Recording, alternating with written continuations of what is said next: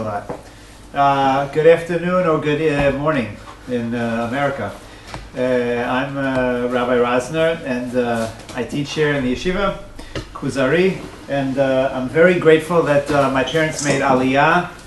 Yes, it's possible at any age. About 5 weeks ago, and I'd like to introduce my father to give a lecture about the topic of Jewish medical ethics.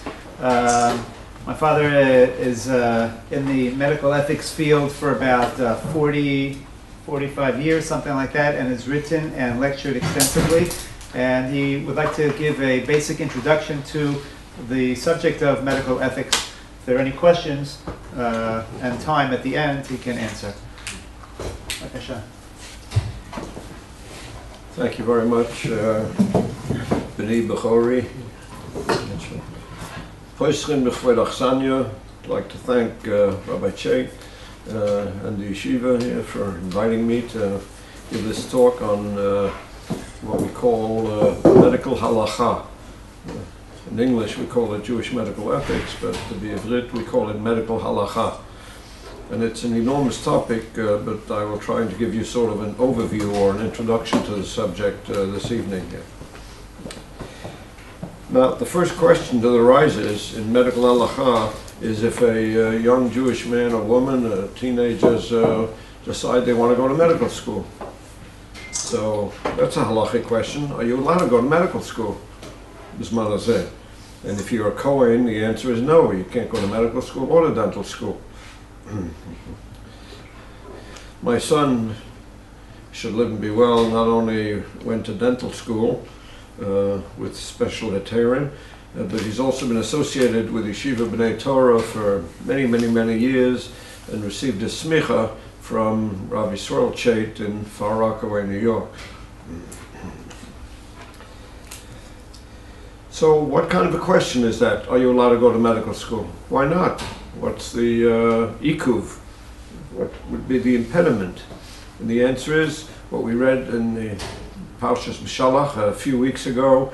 Kol hamachlo asher osim al Misrayim lo osim alecha ki ani Hashem roifecha. All the illnesses that I brought on the Egyptians, I will not bring on you. Ki ani Hashem roifecha, which literally means those four words, I am God, your doctor.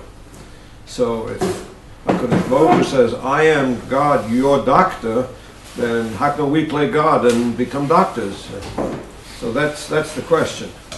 The answer, of course, you all know, and that is from another pasuk in Parshas Mishpatim, which was 2 weeks after Parshas B'Shalach, where it says that if two men are having a fight, and one of them injures the other one, and nofal lemishkov, and he has to, lie in bed or go into the hospital. Rak mishantoi v'rapo yirape. So the key two words are v'rapo yirape. Heal, he shall heal. And so the Gemara darshans, why does it say twice rapo yirape, rofe, doctor? Because HaKadosh Baruch Hu is telling us, and this is explained in detail in the Gemara in Baba Kama, Mikan shenitn reshus l'rofe l'rapois. HaKadosh Baruch Hu is saying there are two doctors. I'm the real doctor up in Shemayim, but you can also be a doctor. You can be my assistant. You can be my helper on earth. And that's why it says Rapo Yirape, the double lotion, to show there are two healers, the real healer, HaKadosh Baruch Hu himself, who says so, Ki ani Hashem roifecha, literally. And then you can also be a healer. You can also be a doctor. Limited, of course, to your abilities as a physician. In other words, you can only practice in the area of your own specialty. In other words, although I'm licensed by the state of New York to do neurosurgery, I would never do it, obviously, because I'm not trained to do it.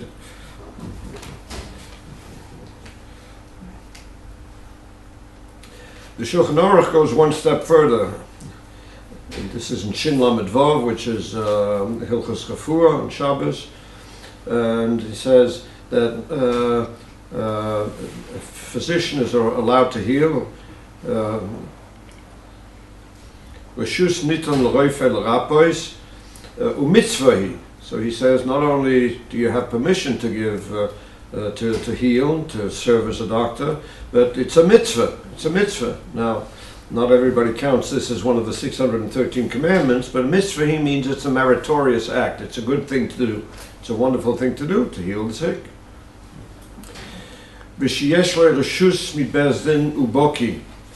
So, two requirements the Shulchan Aruch says. Number one, you have to be an expert in what you're doing. You have to have learned your trade. In other words, you've got to go to medical school. Otherwise, you can't practice medicine. Otherwise, you'd be called a quack. You know, and about you, they would say, Toiv sheberoifim shel Gehenna, you know, the best of doctors goes to Gehenna, which is usually interpreted of the doctors who think they're the best. They're the ones who wind up in Gehenna, and we just had that Gehinom in the Daf Yomi 3 days ago. So the Shulchan Aruch says, not only do you have to be a boki and go to medical school, but you have to have reshus mi bezdin l'rapois. You have to have a license to heal from the state of Israel or from the state of New York, wherever you are practicing. So the two requirements to be a physician are you've got to go to medical school and you've got to have a license from the local authorities, whoever they happen to be in, whatever country you happen to be in. Good. Now, Rambam never mentions the word Rappa Yerappa. Rambam never says that at all. But his approach is unique. His approach to medicine and to healing is found in Masechta Nedorim, in the Parashah Mishnayos. Masechta Nedorim, it's easy to remember, it's chapter 4, Mishnah 4. And there he says as follows, Chiv Haroife L'Rapois Shenemar V'Hashivosalo L'Rabos Avedas Gufoy. There's a commandment in Parshas Kisesei which says, "V'hashivosalo," thou shalt restore a lost object. So if you find a wallet out in the street or a pocketbook and has a name and address and a phone number in there, you're supposed to call up the person who lost it and say, "Hey, I found it. Come and get it." And so Rambam says, if a person has lost his health and you as a doctor are able to restore it, you can give him back his health, then you're obligated to do so. That's the obligation of a physician, is to return a lost object, including one's lost health. If one fails to do so, says Rambam, then you transgress the law of the negative commandment, lo samod al dam re'echo.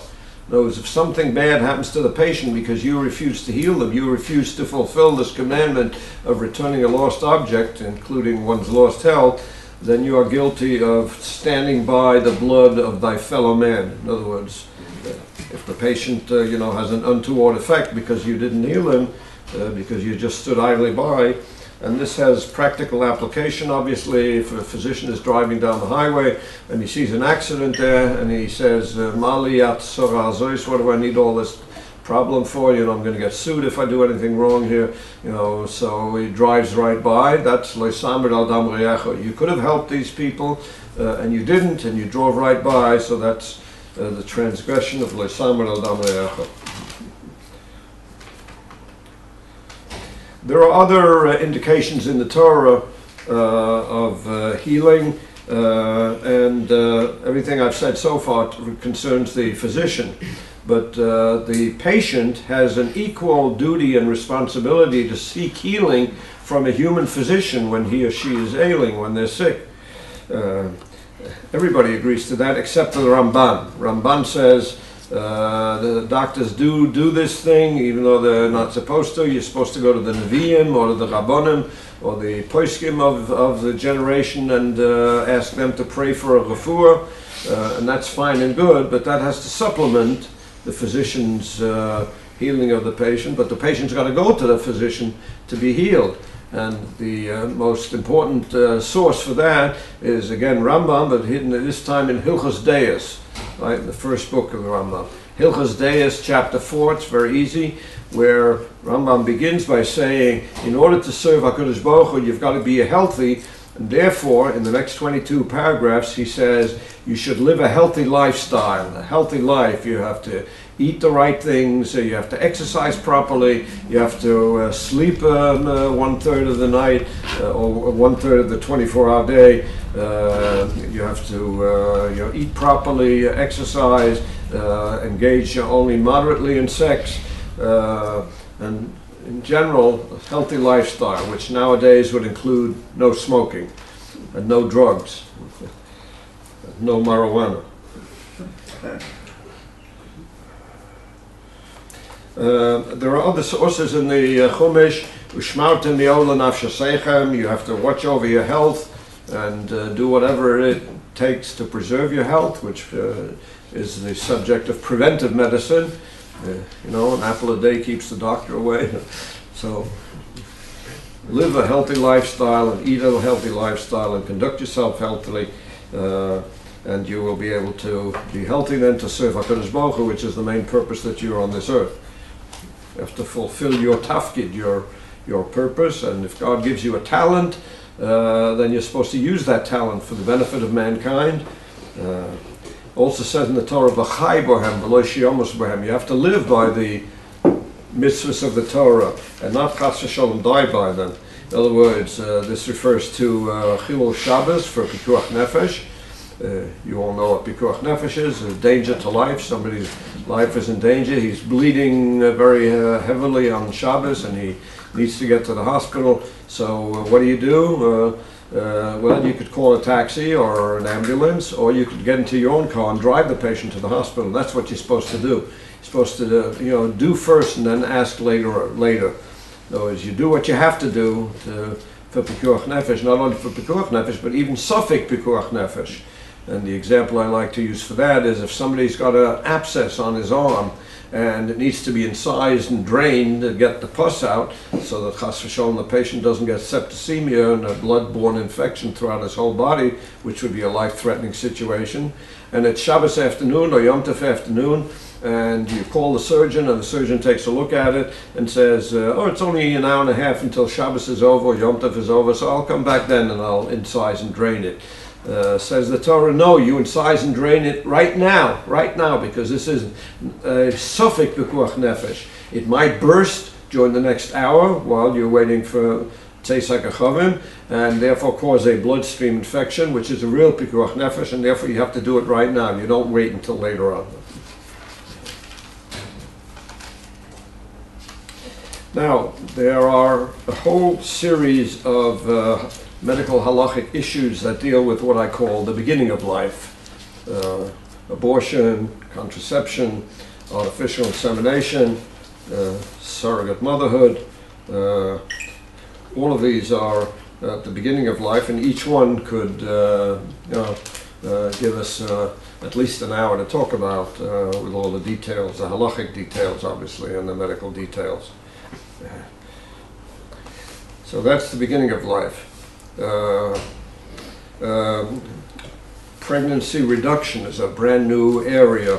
If a woman has artificial insemination with 5 or 6 fertilized eggs, and she's lucky enough to become pregnant with quadruplets, and the doctors say, lady, if you go through with this, none of the 4 are going to live, they're all going to squash each other. But if we get rid of 2 of them or 3 of them, then you'll have a very good chance of having at least 1 or 2 healthy ones. And so that's called pregnancy reduction, or selective abortion is another term for this. Are you allowed to do that? And here in Israel, some years ago, a woman was lucky enough, she became pregnant with 8 fertilized ova. And the doctor said to her, lady, no way that any of these are going to live. You know, they're all going to squash each other by the time they become 4, 5, 6 months old, and therefore you'll wind up with none. So let's do pregnancy reduction. We'll get rid of 7, and we'll leave you 3, so you may have healthy triplets, or at least twins. And that was done, that was allowed by the chief rabbinate here, based on danger to the mother. In other words, multiple births, multiple pregnancies is dangerous to the mother. She has a very high frequency of toxemia and of high blood pressure and of perinatal complications and even fetal death during birth. So they allowed it on the basis of danger to the mother, not danger to the fetus. You can never do an abortion for danger to the fetus unless the fetus is endangering the mother's life. And that's the classic Mishnah in Oholos, chapter 7, Mishnah 6, which says, Isha hamakasha leiled, if a woman is having difficulty in giving birth because the baby is endangering her life, and the Mishnah uses very graphic language, says, you dismember this fetus because it's endangering the mother's life, so to preserve the mother's life, which is pikuach nefesh, you have to destroy this fetus. You have to do what's called an embryotomy. In other words, and the Mishnah says, you extract it limb by limb, aver, ubar, aver, in order to save the mother's life. However, yotza roishoy, or some girsois have yotza ruboy, if the baby begins to be born, and that birth is defined as the head is out, or the head and the shoulder is out, or most of the body is out, then you can't touch the baby anymore because ein doichen nefesh benefesh. Now they are of equal status. The mother's life and the baby status, the fetal statuses are equal, and you cannot destroy one human life to save another human life. And that's exemplified in many, many different areas of halacha. If a man says, I'm 80 years old, I've lived a long and healthy life, why don't you give me an injection to put me asleep permanently, and then you can take my kidneys and my heart and my liver and my thing, you can do an organ transplant. You can't do that. Ein doichen nefesh me nefesh. You can't destroy one life or many lives in order to save another human life. Ein doichen nefesh me nefesh, that's a very important principle in halacha, not just in medical halacha. So those are questions about the beginning of life. And then I have an equally long number of questions about the ends of life. And that includes topics such as euthanasia, physician-assisted suicide, what's the definition of death, and ad hayom hazeh, there's still a big machlokas on whether irreversible cessation of respiration, that's defined as death, or whether you also must have cardiac standstill in addition to that. And that machlokas will go on for many years. It's been going on for 4 decades, and I'm sure it'll go on until preponderance of halachic opinion goes one way or the other, and then that'll become the halachic norm.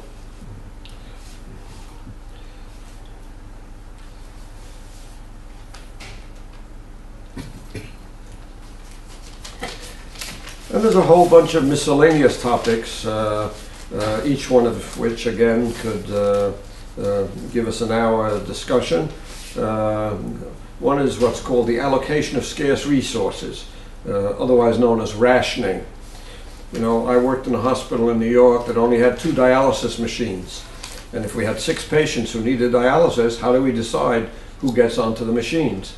And in fact, the very first dialysis machine, which was constructed in Seattle, Washington, many years ago, they only had 1 machine, obviously, because this was the first one, and they had 20, 30 people waiting to be dialyzed who had kidney failure, and there was a committee that had to decide who gets on the machine. And that was called the death committee, because whoever they chose not to go on the machine obviously was condemned to death. That was called the death committee. Now they don't call it a death committee anymore. Now they call it the nephrologist's choice, the kidney specialist's choice, and usually he or she would choose the sickest patient to get on. In other words, a triage, the sickest patient will get onto the machine, and then after him or her, the next sickest patient. And that's the way the international transplant organizations work also. The sickest patient always goes to the top of the list. And if you need a liver because your liver is not functioning anymore, you have hepatitis and it burned out the entire liver. So if you're the sickest and you need a liver immediately because you may not live the night, then you go to the top of the list, and the first liver that becomes available anywhere in the United States, and I assume the same is true here, is given to you, and you get the call in the middle of the night, come to the hospital, liver's been made available, or even a partial liver. Parents can give partial hepatectomy, partial livers to their children, because we only need 1/8 of the liver. The liver is Kanai such a large organ that HaKadosh Baruch Hu gave us extra. You can take out 7/8 of a normal human liver, and the 1/8 that's remaining will grow back to a full, complete, and total liver. So nowadays, if a child has, or even an adult has liver failure and needs a liver transplant, you can take a relative and do a partial hepatectomy, take out part of the liver and transplant it into the patient who's dying of liver failure, and it will grow back, it will take, and the patient will have a brand new liver.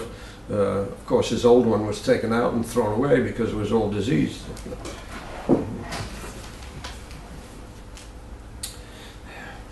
There is a minhag in America, and I think it's here too, to use pigeon therapy for the treatment of jaundice. If somebody is yellow and the bilirubin is very high, they use pigeons, and they put the pigeon on the patient's belly button, and that's supposed to transfer the bilirubin, the toxic substance, from the human being, from the patient to the pigeon. And the first pigeon usually dies, and the second pigeon usually dies, and the third pigeon, and by the time you get to the seventh or eighth pigeon, the pigeon survives, and the patient's supposed to get better, but I've never seen that happen. What I do know is that a couple of these pigeons we have autopsied, and we found ruptured spleens. So when the practitioner puts the pigeon on the patient's middle of his abdomen, he or she squeezes so hard that they rupture the spleen. And that's what's the cause of death of the pigeon. Not because the pigeon has taken up some of the poison, the bilirubin from the patient. But that's very popular in the United States, and it's popular here in Israel, I think, too, and there are specific practitioners who claim to be experts on that. And then finally, we have cosmetic surgery and Shabbat, right? Cosmetics or plastic surgery, you know, this a 16-year-old girl says, "Oh, I'm ugly, I must have a nose job," which is called a rhinoplasty, because I'll never find a shidduch, no boy's going to look at me because and yet she's the prettiest little thing that you ever saw, and yet in her mind, psychologically, she is ill, she is mentally ill because she feels that way. And so Rabbi Jacobowitz, Emanuel Jacobowitz, the former chief rabbi of the British Commonwealth of Nations, was allowed her to have the rhinoplasty because in her mind, she was mentally ill because she thought that she was ugly, even though she was very pretty. And Rabbi Jacobowitz also allowed, of course, if you're born with a congenital deformity, then of course you can do the plastic surgery. If you're born with a cleft lip or a cleft palate, or you're born with a bone sticking out of your ankle, of course you're allowed to do the plastic surgery to repair whatever defect you're born with. And 5% of all newborns have some kind of a defect. You know, either have an umbilical hernia, or they have a hole in the heart, or they are born with 6 fingers, as one of my grandchildren was. Should live and be well. And then, of course, all the problems of refuah on Shabbat. There are different kinds of patients on the Shabbat, right? You all know there's a chole sheyesh bo sakona, a patient who is dangerously ill, for whom you do everything, right? Whatever you have to do, even if it's a malacha d'oraisa, you do it. And then there's a patient who is she'ein bo sakona, a chole she'ein bo sakona. He's sick, but he's not. There's no immediate danger. You know, he's got pneumonia, but there's no immediate danger to his life. And then you have a third category called mechush bi'alma. You know, you just feel bad. You know, you're Shabbos afternoon, you have a tremendous headache, and you can't learn, you can't do your regular shiur because you have this tremendous headache. For mechush bi'alma, you're allowed to do an issa d'rabbanan, so you can take a couple of aspirins. And then the fourth category of illness on Shabbos is sakonas aver, if one limb or one organ is diseased. So for example, if you have conjunctivitis on the eye, and it's a very severe conjunctivitis, and the eye is very pink and red, and that in the halacha is considered pikuach nefesh. So therefore you do whatever you need to do, you put whatever medicine is in there, or you get into your car and you drive to the eye doctor or to the hospital, the emergency room, or here, Terem, and you get it taken care of. And there are all kinds of examples of these. Let me stop at this point because I don't want to leave some time for questions and answers. What I've tried to do today in the 45 minutes or so is to give you a hagdama to the enormous subject of medical halacha. Now, you should know, for those of you who don't know, that there is an encyclopedia Hilchatit Refuit, Encyclopedia of Jewish Medical Ethics, written by Rabbi Dr. Abraham Steinberg, who won the Israel Prize for that. It's in 7 volumes in Hebrew, and it was translated into English by me, and there are 3 large, very large volumes in the English version. So that is available, and it has in it about 120 topics, all dealing with medical halacha, including all the topics that I have listed in my presentation here. So let me now turn to the audience and ask, are there any questions or comments? Just very quickly, I wanted to get more clarity on the 4 statuses of a person who's sick on Shabbos.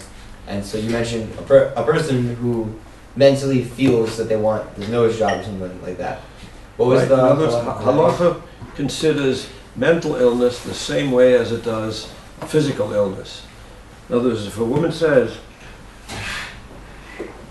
who's pregnant says, I must have an abortion, otherwise I'm going to climb up to the top of the Empire State Building and jump off, and competent psychiatrists certify that she really means it, then that is considered pikuach nefesh for mental illness, and therefore she's allowed to have her abortion. So what about something more minor like a nose job? Or I would like to just stretch it to anybody. You can do anything and everything. You can set aside all the mitzvahs deraisa and mitzvahs derabbanan. So you can only do mitzvahs derabbanan, which means you can tell a guy, please call the doctor, or please drive my mother-in-law to the hospital or to Tehran or whatever. And she can just get this nose job because she mentally feels ill to that point. I'm sorry, I can't hear you. So she can get this technically speaking unnecessary procedure done on her face because she just feels like. But it's not unnecessary because she is mentally ill, and therefore, if you don't do it, she may have a nervous breakdown. Fair enough. Rabbi Feinstein has a tshuva, in fact, about a woman who had 2 nervous breakdowns. In other words, I'm not a woman, obviously, so I can't speak to it, but I'm told by my obstetrician friends that, and one of them who went to medical school with me, in fact, lives here in Yerushalayim, that if a woman has had 2 postpartum psychoses, not that she just felt a little bit blue or a little bit down after the baby is born, which is normal, but she went all the way and had a psychotic breakdown, and this happened twice. Says Rav Moshe in his tshuva, she's not allowed to get pregnant again. And if she gets pregnant, either by accident or intentionally, then she has to have an abortion, because she may have another nervous breakdown, and she's got 7 other kids in the house, and they will be without a mother because she will be in a psychiatric hospital, and so he allows it. At least that's one case. You can't generalize from a single case. Understandable. So that's just an explanation of the idea. If it's a very strong mental pain, then yes, right. And that's what the point I'm trying to make is that mental illness in halacha is treated the same way as physical illness is. How can you judge that though? Is that not subjective? That comes from the Mishnah in Oholos about the woman who is about to give birth and her life is in danger, and the baby is the cause of the danger. Then you have to dismember this fetus. How sure do you have to be that she's really she's not telling a tale? Well, that's why you have to have a competent psychiatric opinion that certifies 2 psychiatrists or 3 psychiatrists. Usually in halacha you try and get a second opinion. That did not come about with the healthcare modifications, but second opinions is an old Jewish concept which says a concilium of doctors. You're supposed to get several opinions before you go ahead with a procedure which would otherwise be prohibited. That's the word that's used in halachic literature, concilium of Rofim. Yeah. Other questions? Comments? Threads? Mention the story about when you first started being a doctor in the hospital and you ran up and down the elevators. I thought that was interesting. Well, I have a whole talk on Rabbi Moshe Feinstein's influence on medical halacha, and in that, by the way, he was our Masada Kedushin. My wife and I were married by Rabbi Feinstein in 1959. And Rav Aaron Kotler, who was also invited to be Masada Kedushin, says, no, if Rav Moshe is going to be Masada Kedushin, then I can't come. But I do promise you that your firstborn son, I will come to be Sunday. And he kept to his word. When my son Mitchell was born in 1960, he came all the way from Lakewood with an entourage to Borough Park, and he served as Sunday at Mitchell's bris, and consider that a singular honor to have the two Gedolei Hador, one as a Masada Kedushin and one as a Sunday at the bris. Anyway, the story about the elevator, right? Yeah. In those days, we didn't have beepers. We had overhead page. The paging, if a doctor was wanted, they paged you overhead, saying, Dr. So-and-so, you were needed on such and such a floor. So I heard my name paged, that I'm needed on the 7th floor in the Kronish Pavilion. That's one of the buildings at Maimonides Hospital. So I ran down the 7 flights of stairs. I was on the 7th floor. And then actually one more flight down to the basement and across the